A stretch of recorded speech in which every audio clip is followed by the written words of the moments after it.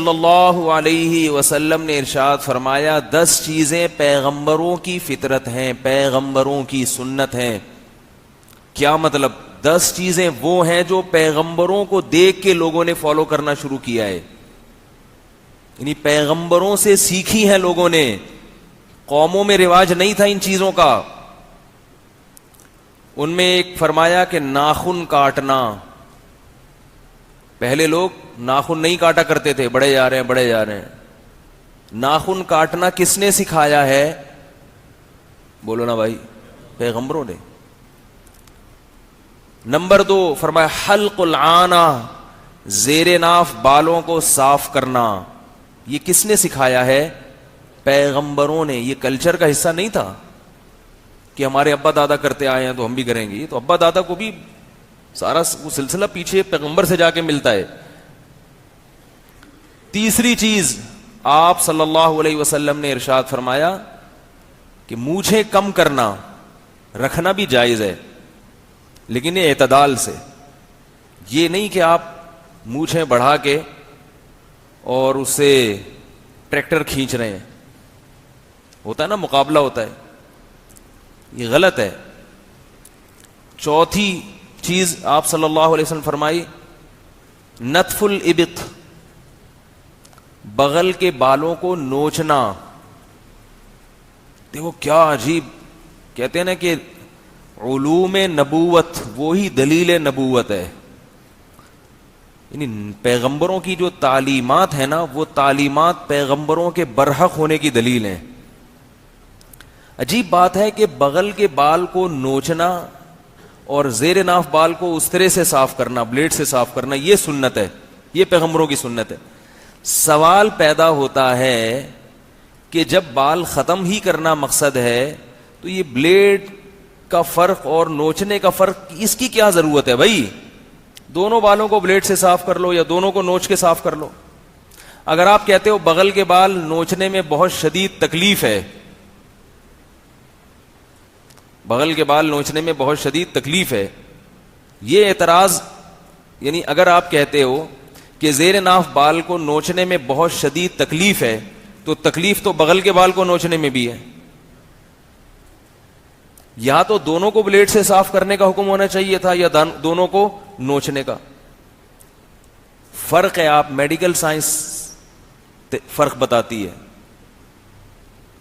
مرد کے لیے زیر ناف بالوں کو بلیڈ سے صاف کرنا یہ اس کی صحت کے لیے مفید ہے، اور بغل کے بال اگر آپ بلیڈ سے صاف کریں گے تو اور زیادہ گھنے بال پیدا ہو جاتے ہیں، اس سے فائدے کے بجائے نقصان ہوتا ہے۔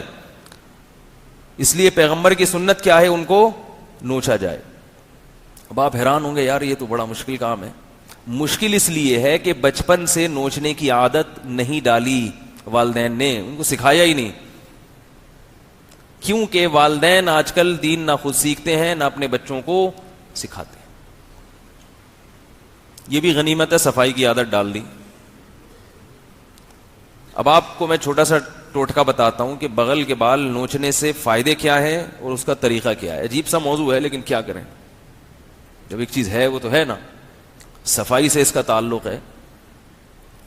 فائدے یہ ہے کہ اگر آپ بغل کے بالوں کو نوچتے ہیں تو وہ نمبر 1 وہ جلدی دوبارہ اگتے نہیں ہیں، پیدا نہیں ہوتے دوبارہ جلدی، تو اچھی بات نہیں ہے کہ صفائی رہے۔ پہلی بات تو یہ کہ اگر بال رکھتے ہیں تو اس کے کیا نقصانات ہیں۔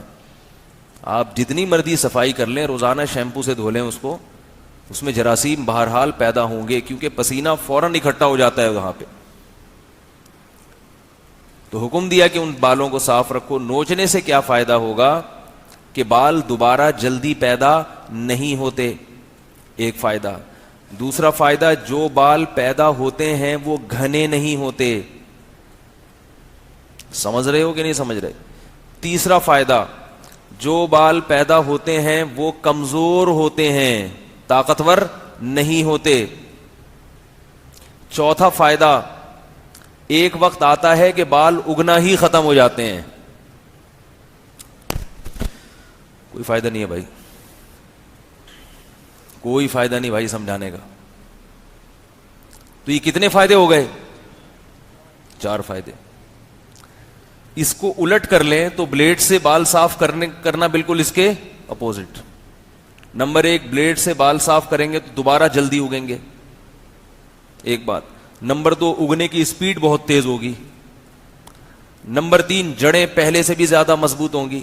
تبھی جس کے سر کے بال گر رہے ہوں تو ٹینٹ کا مشورہ دیا جاتا ہے نا, بلیڈ سر پہ جتنی دفعہ پھیرو گے اتنے اچھے بال اگیں گے. حسن تیرا اس طرح سالم رہا, سر مڈانے پر بھی تو ظالم رہا. اے بھائی, سر مڈا کے تو اور تیرے بال اچھے نکل آئے, کہتے ہیں نا حسن تیرا اس طرح سالم رہا, سر مڈانے پر بھی تو ظالم رہا. تو بال تیزی سے بڑھتے ہیں. چوتھا, بال اور مضبوط ہوتے ہیں. پانچواں, کہ بال ختم نہیں ہوتے, بڑھاپے تک بھی نکلتے ہی رہتے ہیں, بڑھتے ہی رہتے ہیں. اب ایک چھوٹی سی بات کر کے میں آگے چلتا ہوں. جو بال نوچنے کا حکم ہے تو لوگ کہتے ہیں تو بہت سخت تکلیف ہوتی ہے. وہ تکلیف اس لیے ہوتی ہے کہ بلیڈ سے بال صاف کر کر کے جڑیں اتنی مضبوط ہو گئی ہیں کہ اب ان کو اکھاڑنا ایسے ہے جیسے درخت جڑوں سے اکھاڑا جا رہا ہے.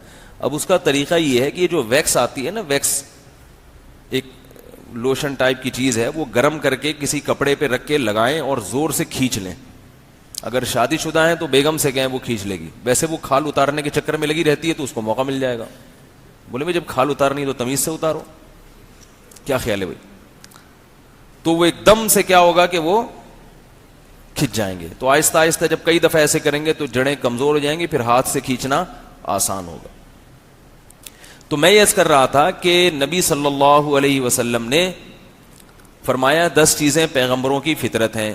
اس میں پتہ نہیں کتنے نمبر ہو گئے, 4 ہو گئے. 5ویں چیز آپ صلی اللہ علیہ وسلم نے فرمایا کہ غسل البراجم, جوڑوں کا دھونا. ممکن ہے حدیث میں کوئی پوائنٹ ایسا ہو جو آگے پیچھے ہو جائے, مجھے پوری ترتیب سے وہ الفاظ یاد نہیں ہیں. جوڑوں کا دھونا, جوڑ جو ہے نا جیسے گھٹنا ہے, کوہنی ہے, جب ہم نہاتے ہیں غسل کرتے ہیں تو ان کو اگر الگ سے رگڑائی نہ ہو تو یہ جگہیں زیادہ صاف نہیں ہوتی, ان کی الگ سے رگڑائی ضروری ہے. پہلے واش روم میں ایک پتھر رکھا ہوتا تھا گھسائی والا. ہم جب بچے تھے تو ہماری والدہ ہمیں غسل خانے میں لے جاتی تھی تھپڑ مار کے نہلانے کے لیے, چھوٹے بچے تھے تو وہ ایک وہ ہوتا تھا پتھر, اس سے رگڑائی ہوتی تھی. آج کل تیزاب سے دھونا پڑے گا. اب اتنے لوگوں کی یہ خراب ہو گئی ہیں, دھوتے ہی نہیں ہیں. اوپر سے بس اوپر کی صفائی ہے آج کل. جیسے کافر کی صفائی ہے نا, اوپر سے بہت چمکا ہوا ہوگا, اوپر سے بہت چمکا ہوا ہوگا, اندر گھسنے کی کوشش نہ کریں, بغلے بغلے نہ جھانکیں.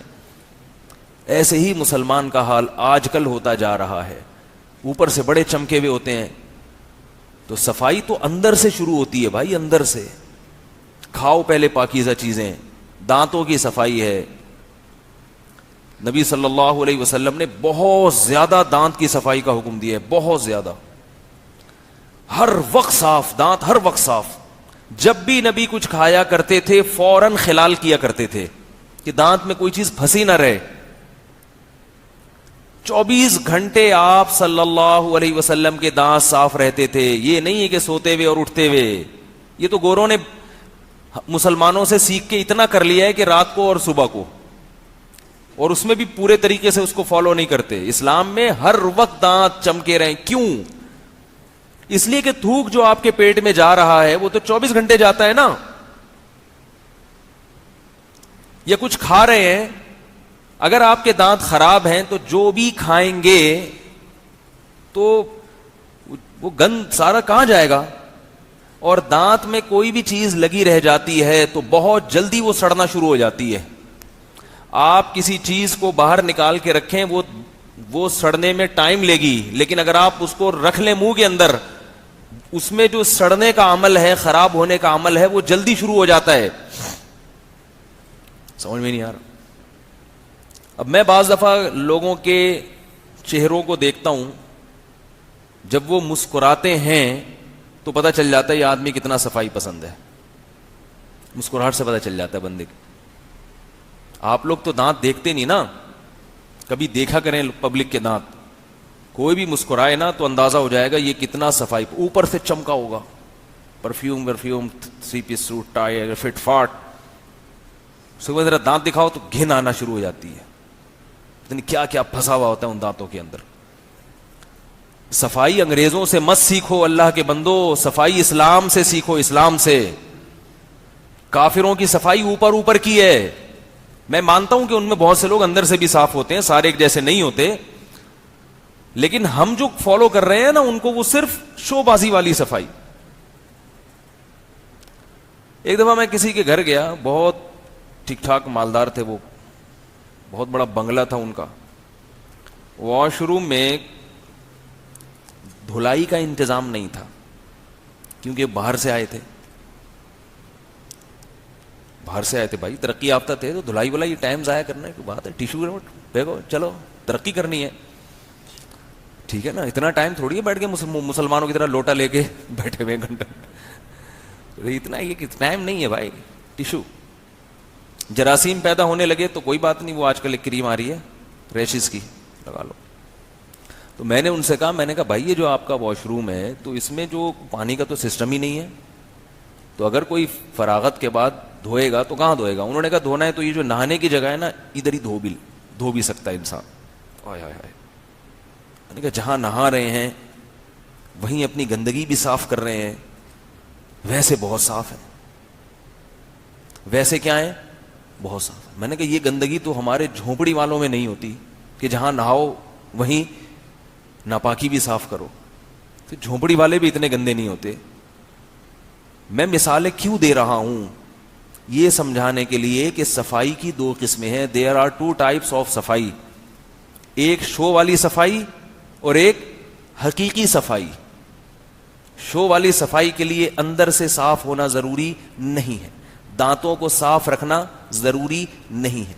हां, जब किसी से कोई टूथपेस्ट का इश्तिहार देना हो आपने, तो फिर आप अपने दांतों को साफ करके इश्तिहार दें और फिर उसके बाद जैसे थे वैसे ही रहने दें आप। या डॉक्टर ने मशवरा दिया कि आपके दांत गल रहे, सड़ रहे हैं, तो ये वाला टूथपेस्ट आप इस्तेमाल करें।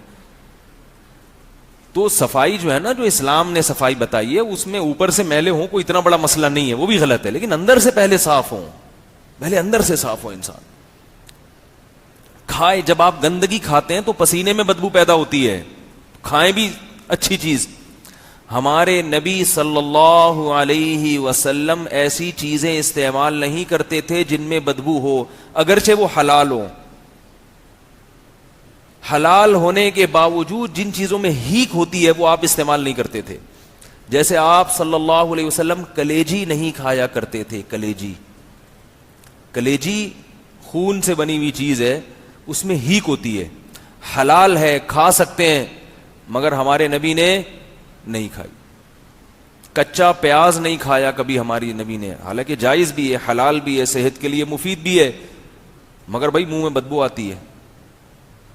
उम्मत को इजाजत दी, खुद नहीं खाया, और बहुत सी चीजें हैं। तो खैर, बात कहां से कहां जा रही है?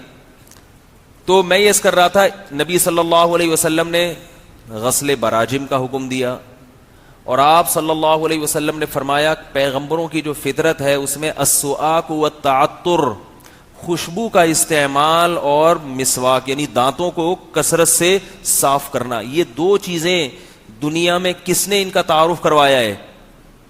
पैगंबरों ने। पैगंबरों से पहले लोग खुशबुओं का इस्तेमाल भी नहीं जानते थे, खुशबुओं का इस्तेमाल। और याद रखो, खुशबू बदबू खत्म करने के लिए नहीं होती। क्या क्या समझाएं यार। बाज लोग खुशबू इस्तेमाल करते हैं अपनी बदबू खत्म करने के लिए। अब मैं ज्यादा मुख्तलिफ कौमों की मिसाल नहीं दूंगा, लोग कहते हैं फिर ये कहां किधर को बयान जा रहा है इनका।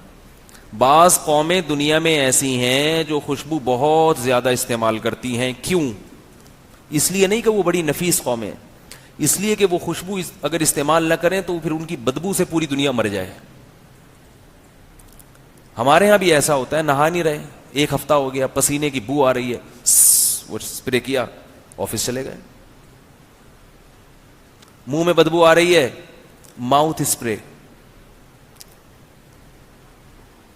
मुंह में बदबू का इलाज क्या है? Mouth spray. हमारे हजरत मुफ्ती रशीद अहमद साहब रहिमहुल्लाह ताला को किसी ने माउथ स्प्रे ला के दिया। हमारे हजरत खुशबू के बड़े आशिक थे, बड़ी अच्छी महंगी खुशबू इस्तेमाल करते थे। तो किसी ने कहा हजरत ये माउथ, ये खुशबू मुंह में जब करेंगे स्प्रे तो मुंह से खुशबू आएगी। हजरत फरमाया मुंह में क्यों खुशबू, क्यों भाई, यानी किस वक्त? तो उन्होंने कहा जब खाना खाते हैं ना तो खाने की बदबू को खत्म करने के लिए। हजरत हैरान हुआ, उन्होंने कहा खाने की तो खुशबू होती है, बदबू कब से होने लगी खाने में? खाने की, खाना जब हम खाते हैं तो मुंह से खुशबू आती है या बदबू आती है? भाई बदबू आती है या खुशबू आती है? खुशबू आती है। तभी कहते हैं ना, यूं नाक करके कहते हैं क्या खा के आ रहा है भाई, कहते हैं ना लोग। कैसे समझाएं यार, जब कोई खाना खा के आता है, बिरयानी खा के आया, कोरमा खा के आया, दाल खा के आया, कुछ भी खा के आया, जायदादें खा के आया, बहन की विरासत खा के आया, तो हमें उसकी नाक से, अगर विरासत में तो बदबू आएगी, लेकिन जो आम खाने की चीजें हैं वो जब खा के आया, मैं तो असल में मिसाल देता हूं ना उन चीजों की जो खाई जा रही हैं मार्केट में, तो एकदम मेरी जबान पे बहन की विरासत भी आ गई, क्योंकि लोग इतने शौक से खाना नहीं खाते जितने शौक से जायदादें खाते हैं आजकल। तो खाना खा के आया तो हम कहते हैं ना खुशबू आ रही है भाई, क्या खा के आया है? जो शादीशुदा आदमी अगर घर से बाहर वो कहीं खाना खा के आए और बीवी को उसने टाइम दिया हो कि मैं घर पे आके खाना खाऊंगा, तो जब घर आता है तो वो मुंह को बंद रखता है। अगर मुंह से खुशबू आ जाए तो बेगम क्या कहती हैं? क्या खा के आए हो भाई, बड़ी खुशबू आ रही है। तो खाने में बदबू नहीं होती, खाने में क्या होती है? खुशबू होती है। तो हजरत ने फरमाया ये अजीब स्प्रे इजाद किया है कि खाने की खुशबू खत्म। फिर हजरत ने तहकीक की तो पता ये चला कि ये उन कंट्रीज में इस्तेमाल किया जाता है कि उनके यहां खाने के बाद बदबू आती है, क्योंकि ऐसी चीजें खाते हैं कि उसके बाद एक डकार वो आदमी बर्दाश्त नहीं कर सकता, ऐसी बदबू आती है। तो आप अंदाजा लगाओ, जो कौम ऐसी चीज खा रही है कि जिसकी बदबू को खत्म करने के लिए मुंह में स्प्रे करना पड़ रहा है, उस कौम का सफाई से भला क्या ताल्लुक? खाओ तो कम से कम ऐसी चीजें कि मुंह से खुशबू आए। गुटके वाले के मुंह से बदबू आती है, सिगरेट वाले के मुंह से बदबू आती है, शराब वाले के मुंह से बदबू आती है। गुटके वाला सफाई पसंद हो नहीं सकता, जितना मर्जी नहा ले, डेटॉल से नहा ले, तेजाब से नहा ले, मगर वो फिर भी गंदा है, गंदा। माजरत अगर कोई गुटके वाला बैठा है फिर भी गंदा है वो। भाई ऊपर से जितना मर्जी साफ हो लो, मुंह में तुमने गंद रखा हुआ है। और कैसा अल्लाह की पनाह, एकदम मैं की गाड़ी खराब हो गई थी, लेकर गया मैं उन दिनों, मैं गुटके पे बयानात भी ज्यादा कर रहा था मैं, तो वो गाड़ी का वो लॉक वॉक कुछ सही कराना था, तो दो लड़के बैठे हुए करा रहे, मुंह में गुटका। और जब वो बात करते थे तो ऐसे लेसदार मुंह में ना उनके, अजीब सा वो। मेरी एक दफा उनके मुंह में नजर पड़ी, मैंने कहा यार इनसे गाड़ी भी सही नहीं करवाऊंगा आइंदा, इतने गंदा। और वो जिस चीज को देखकर उल्टी आ रही हो वो चीज उनके मुंह में रखी हुई है। ये है सफाई। वैसे शादी में जाने से पहले देखो गुटके वाले को, ऐसा बन ठन के 3 पीस सूट में जा रहा है, शोबाजी। अगर तू सफाई पसंद है तो मुंह तो साफ कर पहले भाई, ये गंद तो खाना छोड़ दू। कोई गुटके वाला अगर आपकी बेटी के लिए निकाह का पैगाम भेजे तो उसको बोलो गुटका भी छोड़ो, 7 दफा तेजाब से कुल्लियां करो, फिर जाके मुंह साफ होगा। वो कहेगा भाई तेजाब से तो दांत जल जाएंगे, बोले कोई बात नहीं, बदबू तो खत्म होगी। क्योंकि ये इतने गंदा इनका अंदर का सिस्टम होता है कि ये तेजाब से कुल्ली करके भी इनको फायदा नहीं होगा। कैंसर ऐसे ही थोड़ी हो जाता है। वालदैन का बच्चों पे कंट्रोल ही नहीं है, छोड़ा हुआ है, जो मर्जी करते फिरो, फिर रोते हैं कि ये क्या करें हम। जहां मर्जी चाहे वो बच्चा जाके बैठ रहा है, पूछते नहीं है बेटा कहां जाके बैठ रहे हो, किन लोगों में जाके बैठ रहे हो। कमरे का दरवाजा बंद करके मोबाइल पे लगा हुआ है, फेसबुक पे लगा हुआ है, व्हाट्सएप पे लगा हुआ है, पूछते ही नहीं है कि किससे बातें कर रहे हो, किससे दोस्ती कर रहे हो। नबी ने फरमाया ना, नबी सल्लल्लाहु अलैहि वसल्लम ने, हर बच्चा फितरत पे पैदा होता है, वालदैन बिगाड़ देते हैं उसको।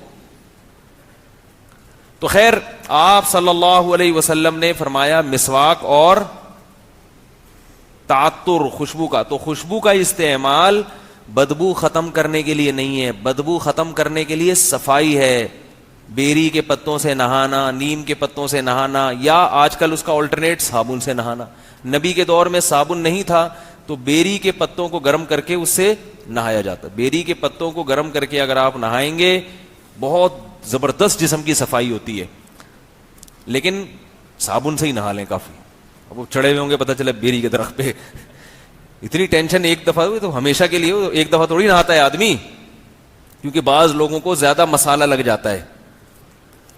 تو وہ پھر کیا کرتے ہیں کہ وہ کہ سنت ہے چونکہ بیری کے پتوں سے نہانا, لہذا وہ بیر کے درخت پہ چڑھے ہوئے ہیں. تو کتنی دفعہ چڑھو گے بھائی, وہ تو پھر ہر ہفتے نہانا پڑے گا نا, اتنے پتے کہاں سے لاؤ گے, کانٹے بھی ہوتے ہیں اس میں, اور ٹینشن ایک. اور اگر نہا لو تو ٹھیک ہے. نیم کے پتوں سے نہانا تو بہت ہی مفید ہے صحت کے لیے. میں یہ نہیں, نیم کے پتوں سے نہانا سنت نہیں ہے, لیکن ویسے صحت کے لیے بہت مفید ہے. نیم کے درخت پہ بھی کبھی انشاءاللہ بیان کروں گا, نیم کو آپ کیا سمجھتے ہو. خیر, تو آپ صلی اللہ علیہ وسلم نے فرمایا کہ نہانا خوشبو کا, تو خوشبو کا جو استعمال ہے وہ بدبو ختم کرنے کے لیے نہیں ہے, بدبو ختم کرنے کے لیے ہے صفائی ستھرائی, پانی کا استعمال, نہانا. بدبو جب ختم ہو جائے جسم سے پھر زینت کے لیے ہمیں حکم ہے کہ ہم کیا کریں, خوشبو کا استعمال کریں. لیکن خوشبو کون سی ہو؟ نمازی بھائی جو مسجد میں خوشبوئیں بانٹ رہے ہیں اس سے اپنے آپ کو دور رکھیں. مسجد میں جو نمازی بھائی ہوتے ہیں نا, 5-5 روپے کی خوشبو, یا بسوں میں نمازی بھائیوں کے لیے خصوصیت کے ساتھ خوشبو اچھی استعمال کیا کریں, ذرا مہنگی استعمال کیا کریں. اچھی کا مطلب تھوڑی سی مہنگی ہی اچھی ہوتی ہیں, سستی والی خوشبوئیں اچھی نہیں ہوتی. آج کل جو خوشبوئیں استعمال ہو رہی ہیں وہ دماغ پہ چڑھتی ہیں, عجیب سی چیزیں لوگ لے کے گھوم رہے ہوتے ہیں اور پھر زبردستی ٹھوس بھی دیتے ہیں, لگا بھی دیتے ہیں. میں آپ کو ایک فارمولا بتاتا ہوں خوشبو کے بارے میں. الکوہل والی خوشبو کا استعمال بھی جائز ہے, لیکن آپ الکوہل والی خوشبو استعمال نہ کیا کریں. الکوہل والی خوشبو سے طبیعت میں نشاط پیدا ہونے کے بجائے طبیعت پہ بوجھ بنتی ہے, کیونکہ الکوہل دماغ پہ چڑھتا ہے. جب آپ الکوہلک خوشبو استعمال کریں گے تو دماغ معطر نہیں ہوگا. وقتی طور پر مزہ آتا ہے, خوشبو محسوس ہوتی ہے, لیکن سر میں درد بھی ہو سکتا ہے, زکام بھی ہو سکتا ہے, اور طبیعت پہ بوجھ پیدا ہوتا ہے. تو جو نان الکوہلک خوشبوئیں ہیں جو خاص طور پہ عرب کنٹریز میں استعمال ہوتی ہیں, وہ خوشبوؤں کا اپنے آپ کو عادی ڈالیں. وہ میٹھی خوشبوئیں ہوتی ہیں, ان میں مزہ ہوتا ہے. پہلی دفعہ میں وہ اچھی نہیں لگیں گی آپ کو, لیکن پھر آپ کو ان کا چسکا لگ جائے گا, اتنی زبردست ہوتی ہیں. میں نے دیکھی یہ گوروں کی خوشبو بھی سونگھی, عربوں کی بھی. عربوں کی خوشبو بڑی زبردست ہوتی ہے, لیکن پہلی نظر میں آپ کو اچھی نہیں لگے گی وہ, کیونکہ دیسی ہے. عود استعمال کیا کریں, عود, اوریجنل عود کہیں سے مل جائے. عود کی جو اچھا خوشبو میں ایک خاص بات یہ بھی ہوتی ہے, جو دیسی خوشبو ہے نا, دیسی خوشبو, دیسی کا مطلب یہ نہیں جو 5-5 روپے میں نیمبو کا نچوڑ کے اور اس میں چینی ملا کے بیچ رہے ہیں. ہو اوریجنل, صحیح ہو, مشک ہے, عنبر ہے, عود ہے. یہ جو اوریجنل خوشبوئیں ہیں مہنگی ضرور ہوتی ہیں, تو تھوڑی لے لیں بھائی. تو یہ جو خوشبوئیں ہیں ان کا استعمال صحت کے لیے بھی مفید ہے. عود کا جو استعمال ہے نا, اس سے آپ کے دماغ کو تقویت ملتی ہے, قوت ملتی ہے, اوریجنل عود جو ہے. اور یہ جو آپ پرفیوم استعمال کر رہے ہیں یہ چھینکیں شروع ہو جائیں گی آپ کو. یقین نہ آئے تو آپ ایسا کریں کہ اپنی گھڑی جو ہے نا اس پہ اسپرے کیا کریں روزانہ الکوہل والا. آپ دیکھیں گھڑی کی چمک 3-4 دنوں میں یا 1 مہینے میں خراب ہو جائے گی, اس کی پالش اترنا شروع ہو جائے گی. اس کا مطلب اس میں وہ جو الکوہل ہے نا وہ اتنا خطرناک ہے کہ وہ لوہے کو خراب کر رہا ہے. تو جب آپ کے پھیپھڑوں میں جائے گا تو پھیپھڑوں کو خراب نہیں کرے گا وہ. کیوں بھائی, غلط کہہ رہا ہوں؟ وہ آپ کے دماغ میں جب چڑھے گا تو دماغ کو خراب نہیں کرے گا وہ. اس لیے نان الکوہلک خوشبوئیں استعمال کیا کریں. تو اوریجنل عود ہے وہ لے لیں, اوریجنل کہیں سے بھی نہیں ملتی آج کل, تو اوریجنل کے قریب بھی اگر ہو تو بھی چلے گا. مشک لے لیں, یہ چند ایک ہی خوشبو ہیں. میں تو یہی استعمال, عود کے علاوہ اپن کو کوئی پسند ہی نہیں آتی ہے.